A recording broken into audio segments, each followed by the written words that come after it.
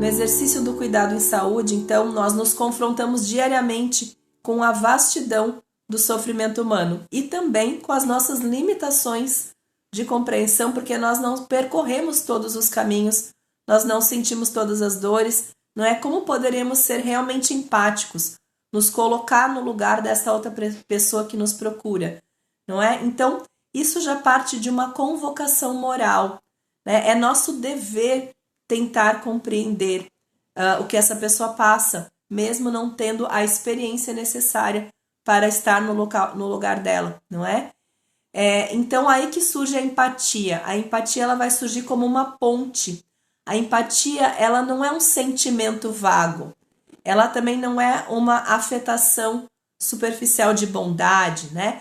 Ela seria uma disposição da alma nossa de se abrir para compreender a verdade do outro, a partir daquilo que ele vive, né? E não a partir de projeções que a gente faz, não é?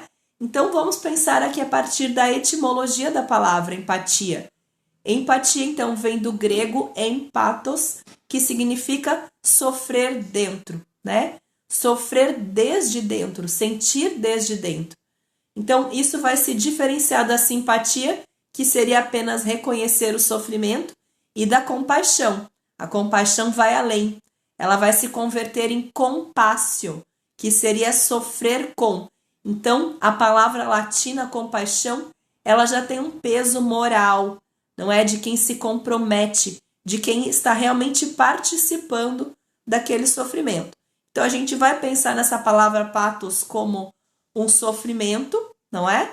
Mas a empatia, então, seria você se colocar no lugar, você está sentindo desde dentro a dor do outro, e a compaixão como um sofrer com, uma atitude perante o sofrimento, não apenas algo que se sofre, mas algo que se participa, que se vai junto.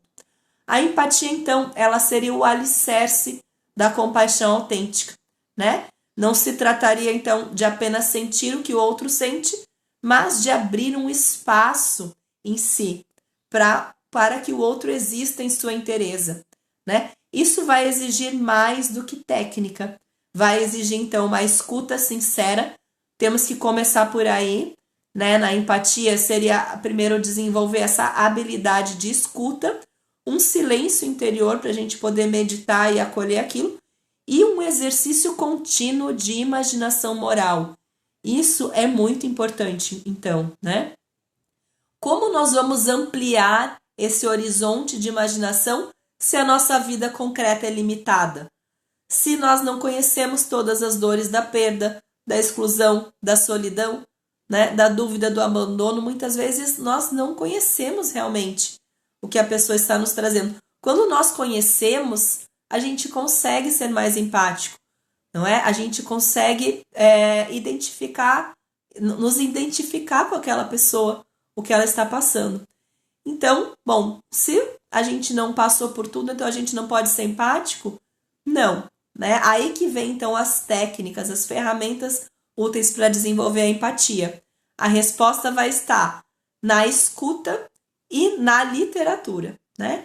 A escuta verdadeira na prática clínica, então, ela não é apenas um instrumento ali de coleta, né? Ela é um ato de reverência.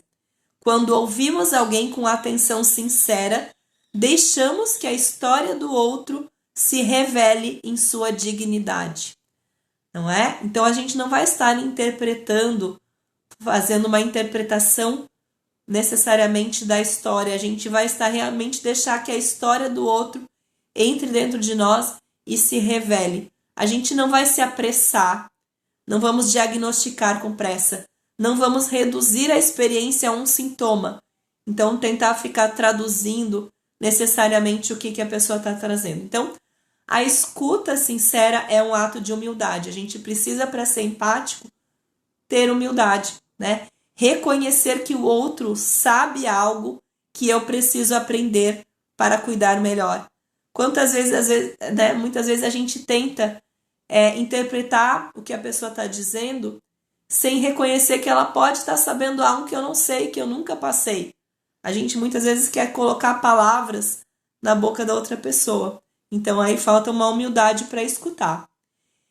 Falando de literatura, é outro elemento, então, a escuta. Quanto mais escuta eu faço, mais experiência eu tenho de escutar histórias, mais eu vou trazendo para a minha biblioteca interna de experiências humanas o que é possível passar, não é? Sofrer nesse mundo. E também eu posso trazer isso a partir da grande literatura.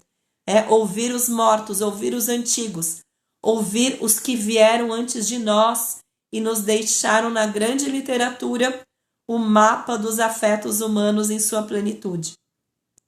Aqui estamos falando justamente da grande literatura, não é? Porque eles conseguiram, os grandes autores conseguiram traduzir em palavras o sofrimento humano universal, aquilo por qual o ser humano sempre sofreu. Então são verdadeiros tratados aí de psicologia.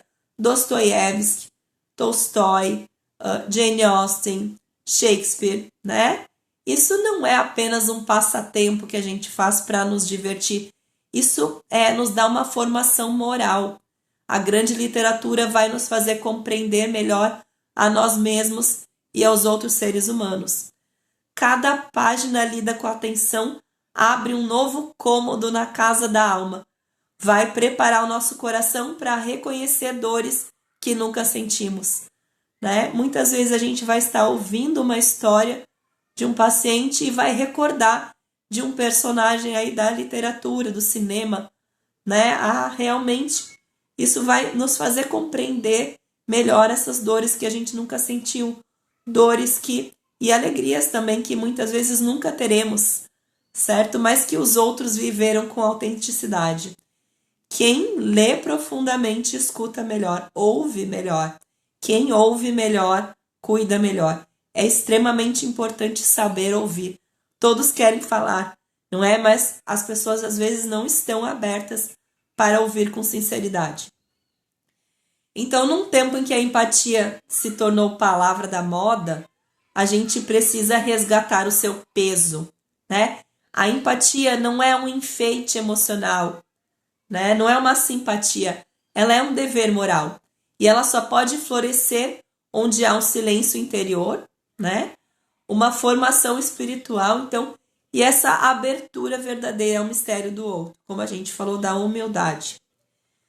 Por isso, então, se queremos formar cuidadores mais humanos, precisamos formar almas mais profundas, né? Senão fica tudo muito raso, nós não conhecemos as experiências humanas possíveis, né? Isso, então, não vai se ensinar apenas com manuais, né? Precisa, então, dessa ação prática de escutar as histórias dos outros e ler histórias contadas pelos grandes escritores. Ler com reverência. Então, concluindo aqui, a empatia, ela não é um dom. Ela é uma escolha cotidiana. É um hábito que nós vamos cultivando, preparando o terreno fértil para a compaixão, que esta, sim, é a forma mais elevada de presença, onde nós vamos estar verdadeiramente nos unindo àquele que sofre, nos movendo para agir e ajudar. Está bem? Muito obrigada, até o próximo vídeo.